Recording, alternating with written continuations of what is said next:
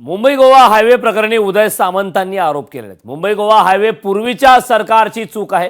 Highway रखडण्याचं खापर नक्की कुणावर फोडलं? उदय सामंतांचा रोख नक्की कुणावर आहे?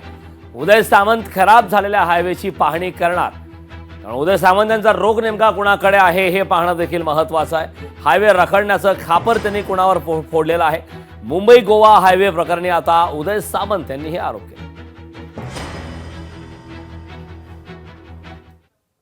मुद्दा असा आहे की त्याला उशीर का झाला हे महत्त्वाचं आहे, आणि उशीर का झाला हे सर्वश्रुत आहे।